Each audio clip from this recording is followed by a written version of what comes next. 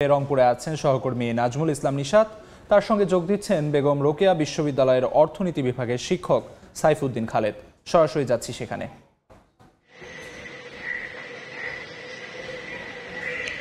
আমরা দেখছি যে দীর্ঘ সময় ধরে রংপুর বিভাগের যে সরকারি টেক্সটাইল মিলসগুলো রয়েছে সেগুলো বন্ধ রয়েছে। এর ফলে বিপুল জনগোষ্ঠী যেমন কর্মহীন হয়েছে, একই সাথে স্থানীয় অর্থনীতিতে এর কিন্তু ব্যাপক নেতিবাচক প্রভাব পড়েছে। এবং দীর্ঘ সময় ধরে আমরা দেখছি যে শ্রমিক কর্মচারীরা আন্দোলন চালিয়ে আসছে, দ্রুত সম্ভব রাষ্ট্রীয় উদ্যোগে এই সরকারি টেক্সটাইল মিলসগুলো যেন চালু করা হয়। আজকে আমরা আলোচনা করব কেন, কি কারণে এই মিলগুলো বন্ধ হয়ে গেল এবং এগুলো চালু করবার ক্ষেত্রে কি কি ধরনের উদ্যোগ নেওয়া যেতে পারে। আমার সাথে অতিথি হিসেবে রয়েছেন বেগম রোকেয়া বিশ্ববিদ্যালয়ের অর্থনীতি বিভাগের শিক্ষক খালেদ সাইফুল্লাহ। আপনার সাথে একটু আলোচনায় যেতে চাই। এই মিলগুলো একসময় লাভজনক অবস্থায় ছিল 80 দশকে যখন শুরু হয়, কিন্তু আমরা দেখছি যে অবস্থান এবং বিভিন্ন কারণে লোকসানের অজুহাতে এই মিলগুলো বন্ধ করে দেওয়া হয়। আসলে সংকটের জায়গাটা কি ছিল, কি ধরনের অবস্থানের কারণে এগুলো আসলে বন্ধ হয়ে গেল? আসলে 80 দশকে যখন এই মিলগুলো চালু হয় তখনের পরিস্থিতিতে এই মিলের যে আধুনিকায়ন তখনের জন্য ঠিক ছিল, কিন্তু কালক্রমে এই মিলগুলো যথাযথভাবে আধুনিকায়ন না হওয়া এবং পাশাপাশি অব্যবস্থাপনার কারণে এই মিলগুলো অলাভজনক প্রতিষ্ঠানে পরিণত হয়। এই অলাভজনক প্রতিষ্ঠানের অজুহাতে ধীরে ধীরে পর্যায়ক্রমে এই মিলগুলো 2007 সাল, 8 সাল এবং 2011 সালে পর্যায়ক্রমে মিলগুলো বন্ধ করে দেওয়া হয়। এখন বন্ধ করে দেওয়ার ফলে এই যে টেক্সটাইল মিল কেন্দ্রিক যে কর্মসংস্থান ছিল হাজার হাজার মানুষের, এবং এই মিল কেন্দ্রিক অন্যান্য কাঁচামাল এবং অন্যান্য পরিবহন, অন্যান্য খাতের যে কর্মসংস্থান এবং মানুষের আয়ের যে সুযোগ ছিল, এই পুরোটাই বন্ধ হয়ে যায়। যার কারণে এখানে হাজার হাজার শ্রমিক এবং পাশাপাশি এই টেক্সটাইল মিল কেন্দ্রিক যাদের কর্মসংস্থানের সুযোগ ছিল সেই কর্মসংস্থানগুলো বন্ধ হয়ে যায়। এখন সরকার আবার আন্দোলনের প্রেক্ষিতে এবং বর্তমান অর্থনৈতিক বাস্তবতায় এই মিলগুলো আবার চালু করার জন্য উদ্যোগ নিচ্ছে। কিন্তু উদ্যোগ নিলেও বেশিরভাগ সময় আমরা দেখি উদ্যোগটা যথাযথভাবে কার্যকর হয় না। এই কার্যকর করতে গেলে প্রথমে আমাদেরকে বেশ কিছু উদ্যোগ নিতে হবে। প্রথমে এটা সরকারি এবং বেসরকারি ব্যবস্থাপনায় এই মিলগুলো চালু করার উদ্যোগ নেওয়া যেতে পারে। এর পাশাপাশি 2007 সাল থেকে এই মিলগুলো বন্ধ থাকার কারণে এখানে যে যন্ত্রাংশ এবং যে অবকাঠামো এটা অনেকটাই অকেজো হয়ে গেছে। যার কারণে এটা আধুনিকায়ন করা না গেলে এই মিলগুলো চালু করে শুধুমাত্র এগুলোকে আবার লাভজনক প্রতিষ্ঠানে পরিণত করা সম্ভব না।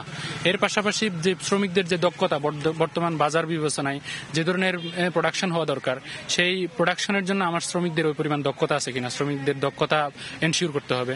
পাশাপাশি এখানে যে কাঁচামাল আমি পর্যাপ্ত পাচ্ছি কিনা, যদি না পাই তাহলে কাঁচামালের আগে একটু জানতে চাই যে আমরা দেখছি যে কুড়িগ্রাম টেক্সটাইল মিলস সেটি কিন্তু লিজ দেওয়া হয়েছে এবং সেখানে টেক্সটাইল মিলস আর গড়ে উঠছে না। যে প্রতিষ্ঠান লিজ নিয়েছে তারা ভিন্ন প্রতিষ্ঠান করবার কথা বলছে। সেক্ষেত্রে যে ব্যাপক কর্মসংস্থান হবার কথা ছিল সেই জায়গায় এক ধরনের ভাটা পড়বে কিনা, কিংবা লিজ দেবার ক্ষেত্রে, চালু করবার ক্ষেত্রে কোন কোন বিষয়গুলোকে সরকারের মাথায় রাখা উচিত? প্রথমে ওই যে কুড়িগ্রাম ওয়েস্টার্ন ইঞ্জিনিয়ারিংকে বেশ কিছুদিন আগে ওই সরকারি বেসরকারি ব্যবস্থাপনায় সরকার ওয়েস্টার্ন ইঞ্জিনিয়ারিংকে দেওয়ার কথা বললেও আসলে ওটা বেসরকারি উদ্যোগে পরিচালিত হবে। সেক্ষেত্রে যারা আগে সরকারি যে কর্মচারীরা ছিল তারা নতুন করে আবার কর্মসংস্থানের সুযোগ পাবে কিনা, আদৌ আবার টেক্সটাইল মিলগুলো আগের মতো ওই টেক্সটাইল প্রোডাকশনে যাচ্ছে কিনা, সেই বিষয়গুলো দেখতে হবে। পাশাপাশি ওরা নিজেদের যে কাঁচামাল স্থানীয় বাজার বিবেচনায় এই টেক্সটাইল মিলটাকে মডিফিকেশন করে আরো বিভিন্ন ধরনের ভুট্টার এবং অন্যান্য যে কৃষিজাত পণ্যগুলো এখানে উৎপাদন হয় এগুলোর দিকে তারা বেশি মনোযোগী হচ্ছে। যার কারণে টেক্সটাইল মিলটা আদৌ টেক্সটাইল মিল থাকবে কিনা এটা একটা বড় ধরনের প্রশ্ন থাকে।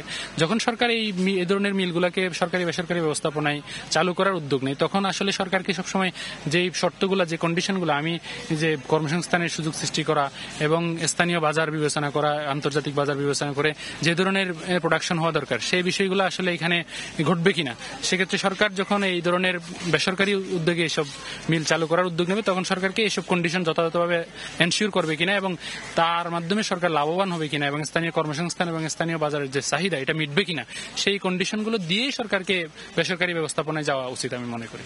আরেকটা বিষয় আমরা দেখছি, যেহেতু রংপুর অঞ্চল কৃষিপ্রধান একটি অঞ্চল, এখানে প্রচুর পরিমাণে কৃষিপণ্য উৎপাদন হয়।